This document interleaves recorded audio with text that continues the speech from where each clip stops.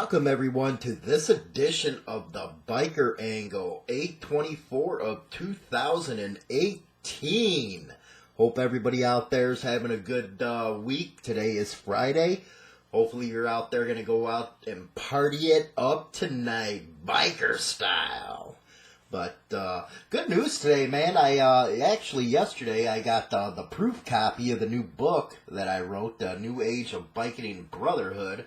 I'm actually going over proofing it and making sure that the powers that be haven't messed up anything that I put up in there. Because once they get editing, they go crazy and they want to put their 2 cents into everything. So now I got to go through, read the book, make sure everything's good to go, and send over the okay. And it should be available September 1st.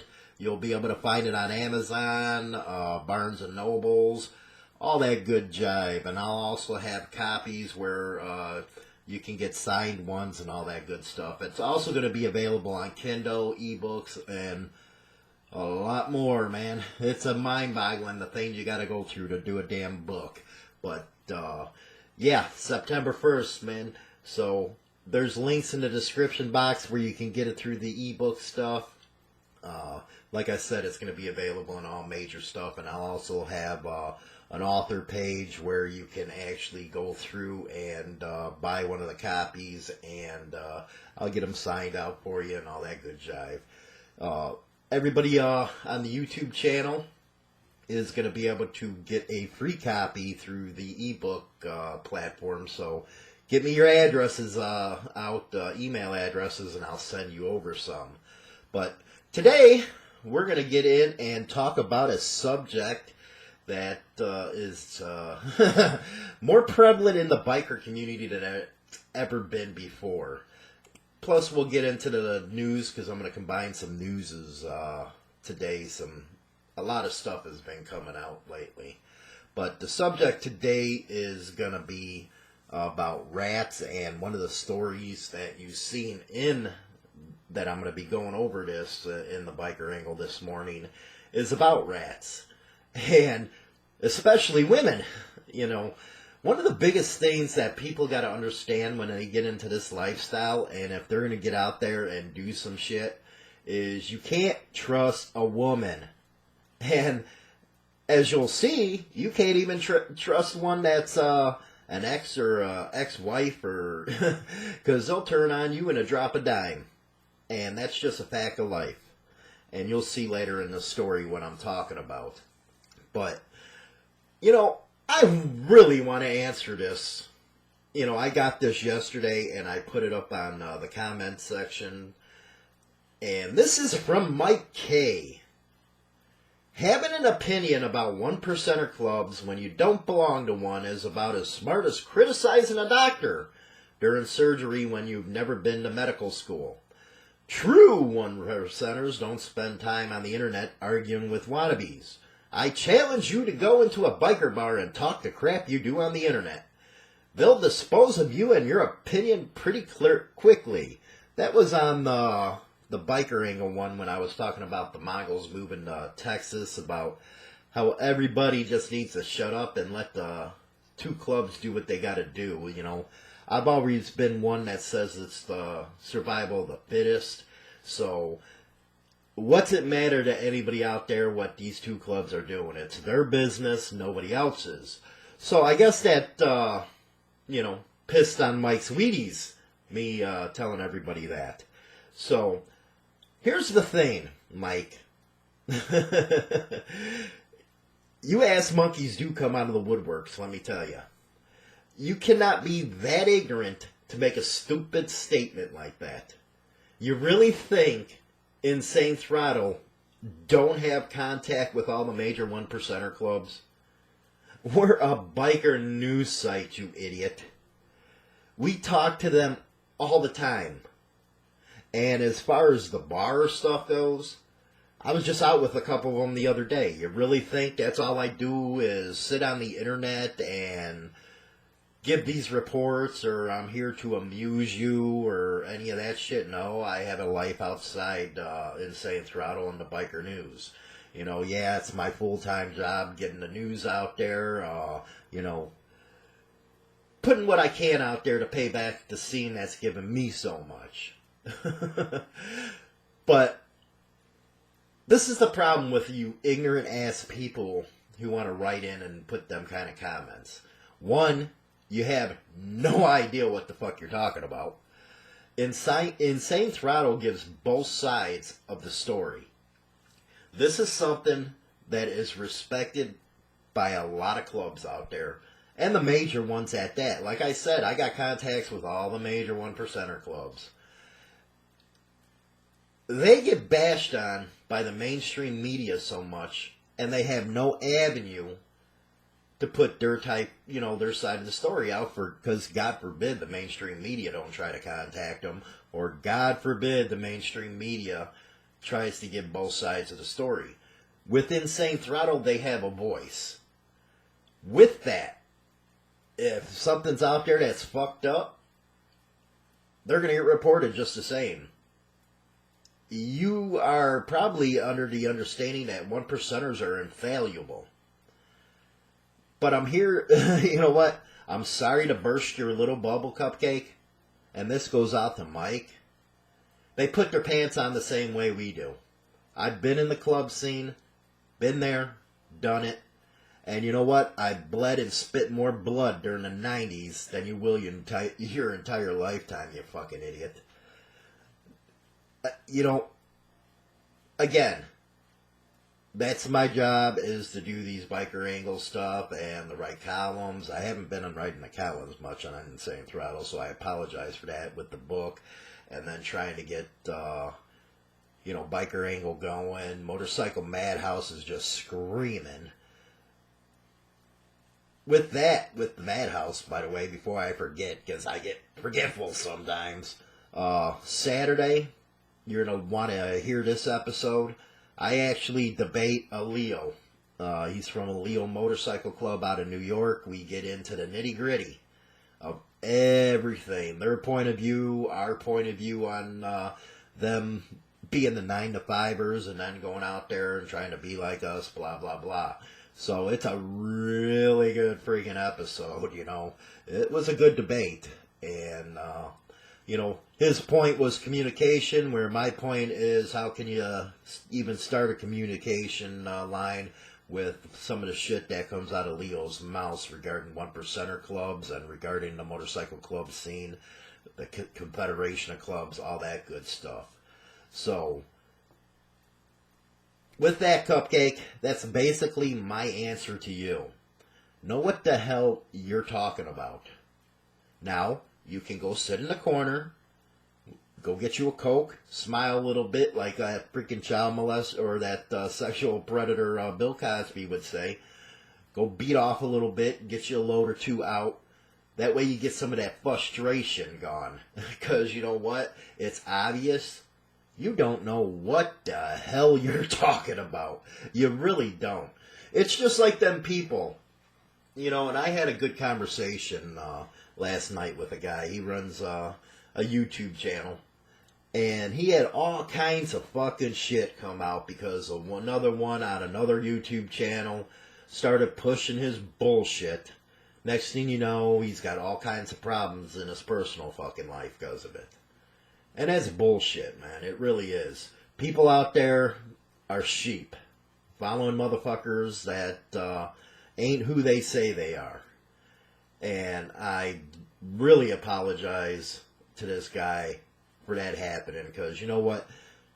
YouTube creators are out there for a reason. They're out there to try to provide you good content. Unless you want to just go back to paying, $5.99, $6.99 for the Easy Rider magazine and catching, no news at all. But that's entirely up to you, keyboard warriors, as I say. Half the time I'll look on these people's websites or their social media profiles, and the motherfuckers don't even have a freaking bike. But they can go out there and talk about club life, never being in the motherfucker. Or you got guys out there that bash motorcycle clubs. That's the one I really find funny. You know why they bash them? Is because they couldn't make it in one. they couldn't even get past the hang around a prospect period or probate period, whatever you call it. So they'll go out there with the chip on their shoulder, saying, hey, fuck MCs, fuck that, fuck this. But they never been in one. So what's that tell you? Hypocrites, man. Hypocrites everywhere on the internet nowadays. But also, again, this one really gets to me here. And I'm about to read this story. And the left has lost their goddamn fucking minds. They really have. They're going around saying bikers are nothing but a bunch of old biker dudes. I think they're actually fucking jealous because they can't get a good piece of pussy, but that's just me. But we'll go into rats a little bit more, the subject of this video, but let's get through this story because I really found it fucking funny. And I think you might too. So, this was written by the New York Times of all freaking people. By a guy named Bill Saperito. You can't even pronounce his last fucking name. As I put this into because I actually got it up on Insane Throttle Biker News, and you're talking about if you want to be a grammar Nazi, yeah, look at this guy's shit. But anyway, his title is Trump's Silly War with Harley-Davidson. And again, this is by the New York Times. Not content to undermine a NATO ally and wipe hundreds of billions of dollars in value from global stock and currency markets, President Trump followed up last week by punching a revered American company in the gut. The motorcycle manufacturer Harley-Davidson, celebrating its 115th year in business. I gotta stop right there. They got on this NATO bullshit. I guess when America stands up and says, hey, pay your fucking bills, that's, undermining NATO. The U.S. puts billions of billions, and I think the actual number is 80% of NATO's budget. We pay. So, as you're going out to work today, remember, that's where your money's going. Going to a continent that you don't even live on. Think about that for a minute. See how you feel about, busting your ass, sweating all day, working to pay somebody else's shit. Because they won't pay it. You know what? Trump's fucking right, man. We are a fucking piggy bank. And maybe it's time to stop. But that's the globalists, man. The globalists want what they want. That's why they're going after Trump the way they are. It's sickening the way they are. Attorney Jeff Sessions, oh my God, that guy's a fucking moron. But I'm not going to get into politics. I'm going to get moving on because I'm going to get, I'm going to get going. Offended the president by having the temerity to move jobs to Europe. The company did so because tariffs that Mr. Trump imposed on imported steel and aluminum. Yeah, steel and aluminum. They're bitching about them tariffs. Really? Our steel workers have been messed with for over, it's got to be 30 freaking years now. But they're crying and whining about the steel tariffs. But our people are going back to work. Our steel mills in freaking Pennsylvania, Ohio are starting to light back up. But there's a problem with that. Combined with countervailing tariffs from the European Union raised Harley's export costs by some $2,200 per bike.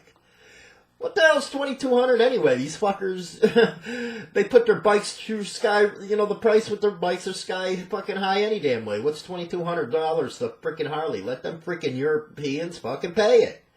Shit, we got to. Unable to pass that on the European consumers.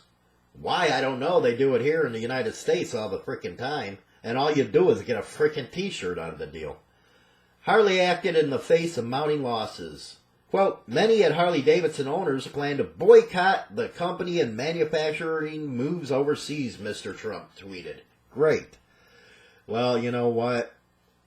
I won't buy another Harley-Davidson because I support our fucking workers. I don't give a shit about who fucking says this is a global economy and this is a business move. You know what? This has been going on since the freaking 90s. And for yous that are not old enough to remember, or were even born, Harley got a freaking nice gift from Reagan in the 80s where they tariffed the shit out of Honda and all them at 40% so Harley didn't lose its ass and go out of business.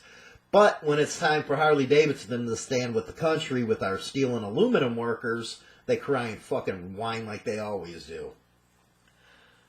No, it's not, this guy goes on the stage saying. The stage for Mr. Trump's corporate mugging was his country club in Bedminster, New Jersey, where he likes to cheat at golf on the weekends. You can tell where this liberal fuck's coming from. They're in what used to be a horse country, rode in a group of so-called bikers for Trump.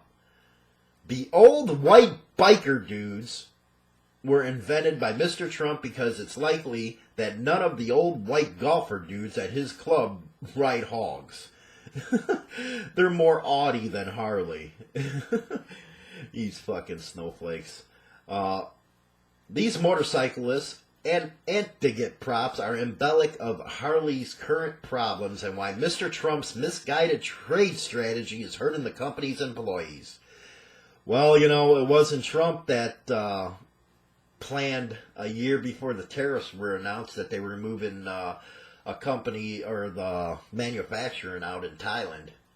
And when they claimed that when they closed Kansas City, all those jobs would go to York, which is bullshit. Unions came right out and said over half of them are going to Thailand. Get it straight, you damn assholes. It's shareholders in our economy. More American companies and workers will suffer and his trade war continues, even though, you know, we're winning. Well, we actually are, man. He's got them to their fucking knees right now. He's got a deal. He's renegotiated NAFTA with Mexico. And, yeah, that was another freaking snowflake brilliant plan. And if you notice, once NAFTA was signed into fucking law, all our fucking manufacturing plants, textiles, steel and aluminum plants, all went overseas. Great thing right there. In the United States, Harley has been trying to get younger. As aging boomers like me, who form the core of a Harley cult ride off into the sunset, dude who's riding this motherfucker is not part of the biker scene, man. Let me tell you. Some of their motor trikes, who the hell calls it motor trikes? Jesus Christ. Harley's been recruiting a younger and more diverse group of riders to replace them. This is a smart strategy, but the company has had mixed success so far. That's because they're a bunch of dickheads. Hog, as Wall Street calls Harley, has in fact attracted younger riders, including women, but not quickly enough to replace the departing demographic and to expand sales. Well, that's because the dickheads don't know how to make a bike and price it the correct way. Anyway, for boomers, a Harley was a two-wheeled middle finger, whether you were an outlaw Hell's Angel or reported diffily for work at Fortune 500 company on Monday morning. Dude, this guy needs to learn how to fucking spell, man. And this is the New York Times.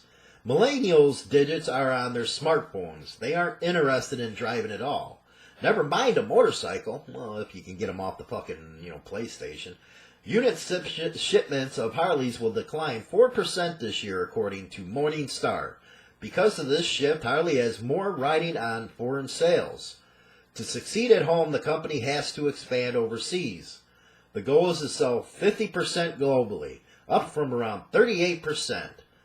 Just the week before Trump's recent Harley tweet, the company announced a revitalization program called More Roads to Harley-Davidson, intended to bolster ridership by 2 million in the United States. This is a multi-year, multinational, more than $500 million effort to meet new riders on their own terms. With lower power 250cc to 500cc bikes for Asia, compared with the 1746 on the Fat Boy. A smaller, more interactive retail formats globally.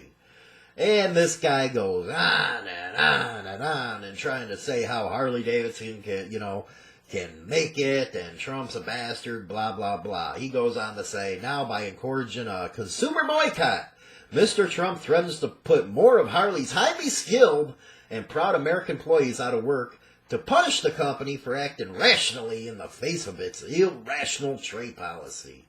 Yeah, that's why the stock market's up. That's why, our manufacturing plants are coming back. See, this is the way globalists think, and they use freaking the New York Times, the Washington Post, and all that shit as propaganda machines. That's how they do it. So people, stop being sheep. You know a Harley-Davidson's over fucking priced. You know that their build quality is subpar compared to the fucking Hondas, Yamahas, and all that shit coming out. You know it. So don't be a freaking a schmuck, a sheep, and, pay attention to these people. So, anyway, let's go to the press of Atlantic City. Now, this has to do with the rats bullshit. 2 more defendants in the murder case of April Kauffman have pled guilty in exchange for testimony during a trial expected to begin in September. Beverly Angelo of Summerlin Key, Florida, and Tabitha Chapman became the 4th and 5th defendants in the case to take plea deals from the Atlantic County Prosecutor's Office. The 2 women were charged with racketeering related to an opiate drug ring run out of Kauffman's medical practice. Prosecutors allege Kauffman's wife, April, had threatened to expose his illegal activities, including the drug ring, which led him to hire a hitman to kill her. Angelo, 48, was represented by Hal Cooks, and Chapman, 35, represented by attorney James Grimley, pleaded guilty to third-degree conspiracy to possess drugs, specifically Oxycontin. In addition, Angelo pleaded guilty to possession of cocaine during a traffic stop in April on Route 50, blah, blah, blah. In the second matter, Angelo was represented by Meg Horner. In return, the state is seeking a sentence no greater than 4 years in New Jersey State Prison, Koch said, adding that he will seek a suspended sentence. Grimley and Chapman will make an application to the pretrial intervention program. If she's not accepted, he will seek a suspended sentence as well. Sentencing for both women is October 25th. Prior to that, they will testify in the trial of Angelo's ex-husband, Ferdinand Freddie Angelo of Upper Township, accused of arranging for the hitman to murder April Kauffman and attempting to have James Kauffman murdered, in addition to leading the drug ring. This is where you can't trust women. This is why if you don't want to go to fucking prison, you don't tell your wife shit. Because there's just too much the feds can hold over your head. That's just my opinion. So, anyway, Angelo is represented by attorney Mary Lehan, who sat in on Beverly Angelo's court appearance Thursday. He was in court Wednesday for a pretrial motion in liming, which, according to U.S. law, are motions made to exclude evidence or testimony during trial. The state represented Thursday by Atlantic County District Attorney, Esposito, and it goes on and on and on and on. But as you can see, rats are a problem in the motorcycle club community. And it's gotten so bad that it's destroying a lot of 1%er clubs. The thing on the street is, or it's always been said to me, for every 3, there's 1 rat. So why even try to pull any gangster shit? Because you better have your ducks in a row if you are. Because the technology nowadays, it's almost impossible to get away with shit. And rats are pieces of shit who wanted to get in the game, benefit from the game, but when they got caught, they decided, oh shit, I gotta save my own ass. And there's a lot of that going out there in the fucking club scene right now. But before we get going, I'm going to go one more thing. And this is actually going towards the debate that I had with this Corrections Motorcycle Club or Leo Motorcycle Club, where you got a lot of people like the Alliance of Law-Abiding Motorcycle Clubs, these fucking cocksuckers, out there saying that their purpose is for intelligence sharing, that they're not going to bend to any rules that the 1%ers or outlaw motorcycle clubs make, that they can do what they want. And here's the thing, they say criminal organizations, the one percenters. Most are criminals in them clubs. Well, like I explained to the Leo, for every crime that one of the bikers freaking commit, I can pull one of one of your guys. So it's like calling the pot the kettle black. You know what I mean here? But here's one story here. It's out of Janesville, Wisconsin.